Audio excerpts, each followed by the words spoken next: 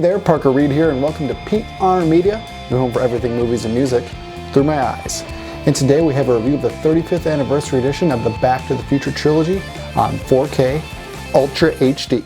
Back to the Future is an American science fiction adventure comedy film series written and directed by Robert Zemeckis, produced by Bob Gale and Neil Canton for Steven Spielberg's Amblin Entertainment, and distributed by Universal Pictures. The films took place from 1985 to 1990. It's no secret that the Back to the Future trilogy has been long awaited on the 4K format. People love and adore these movies. I love and adore the first one. I had never seen the second two somehow. I missed that through the cultural zeitgeist, but I watched them when they came out on this set, and a lot of people are anticipating picking this up, but should you? Let's see what you're getting if you decide to pick up the 4K Ultra HD edition of Back to the Future. So if you decide to pick up the Back to the Future trilogy on 4K Ultra HD with the standard packaging, this is what you're going to get. This really nice embossed cover here, as well as some information about the movie and the special features and some still imagery on the back. And it's all housed in this nice slipcase. You open it up, we've got this kind of digipack here with some more imagery from the first film. You open it up and we got some more still imagery and a timeline of all the movies. And then you go, here's the Back to the Future original 1985. We got some poster art here with the 4K disc, and then some Blu-ray artwork over here with some special bonus features. You can take a peek at those. And they're all housed in these kind of slips here. And here's Back to the Future Part 2. And then what you're getting on the bonus features on the Blu-ray disc. Then we cap it off with Back to the Future Part 3. All this is really high quality and really nice imagery as well. Nothing's pixelated or looks bad at all. And then we have a bonus disc as well. It's a Blu-ray bonus disc.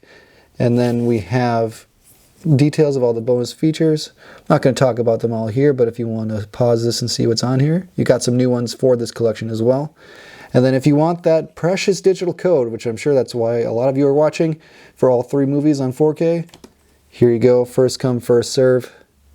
Get that while you can. It won't be there for much longer. And on the back, we've got the DeLorean here as well. So this is really nice packaging. I was really impressed. For only $42.99, that's about 15 bucks a film or so, maybe even less. So definitely pick up this if you're looking for some really nice packaging and a high quality set. So to start things off, I'll start by talking about the entire set as a whole, then I'll go movie by movie and kind of give my review of the film really quick, and then talk about the technical aspects such as audio and video. But overall, this was a very impressive set. From a visual standpoint, they all look great. They're all filmed on film, obviously, and they all had really great 4K restorations, which were done for this set. And even the Blu-ray transfers, they featured that 4K transfer, but just on the Blu-ray discs. So it looks better than the previous Blu-ray release, which wasn't much better than a DVD in my opinion. But this entire set was very impressive. Sure, some of the films looked a little bit better or sounded a little bit better than the others, but I'll go through film by film to let you know which they were. So to start things off, we're going to start with the original, that is 1985's Back to the Future. Doc Brown and Marty McFly at their best in my opinion. This is a film that I've watched my entire life, and it's fun to revisit it, and it's nice and breezy. It's fun, nice action, a lot of comedy in it as well. But from a visual standpoint, I think this was the weakest because there's a lot of soft moments, and sure that probably has a lot to do with the source. But overall, the detail wasn't as great. Some shots looked amazing, but some close-ups didn't look as great. So from a visual standpoint, it was a bit shaky, but this is the best the movie's ever looked. So if you still love this movie, I would highly recommend picking it up as part of this set. But from an audio perspective, this was my favorite one. The soundtrack's the best, the sound effects are the best in my opinion.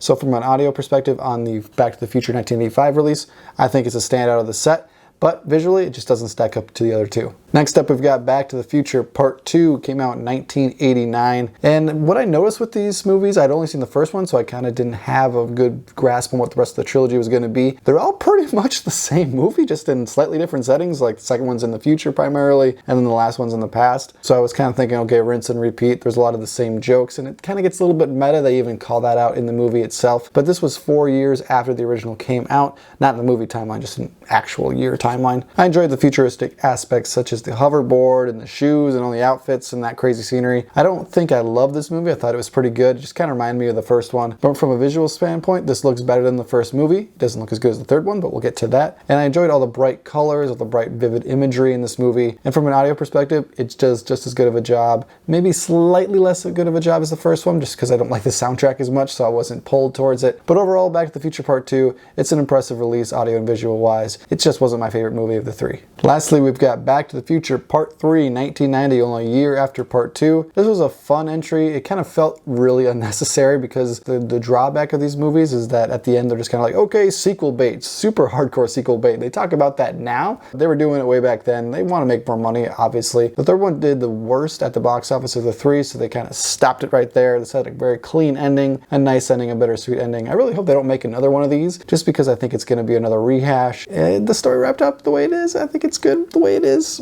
I don't know what else to say about it. It looked the best of the three movies though. It's extremely crisp. Maybe that has to do with the fact that it's the newest, so it had the best technology, the best source. From an audio perspective though, it was my least favorite of the three. The soundtrack wasn't that memorable and I just didn't like it as much as the first two. But all three of these looked and sounded great. I'd recommend buying them all as part of a set because you really can't do that any other way because they are not sold individually. So now that that's all out of the way, would I recommend picking up the Back to the Future trilogy on 4K Ultra HD?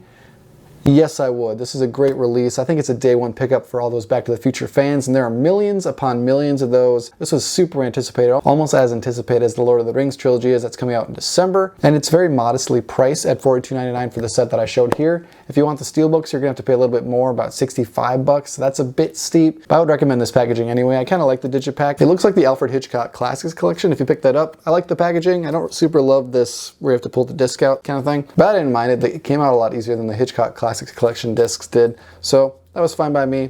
Definitely go pick up Back to the Future if you can. Pick it up for the holidays for a loved one. It's going to make a great addition to any Back to the Future collection and any movie collection in general. Thank you so much for watching this video. If you like what you saw here, you can check us out on Facebook or Instagram and like, comment, and subscribe if you so choose. My name is Parker Reed. You've been watching PR Media. Keep supporting physical media, and I'll see you next time.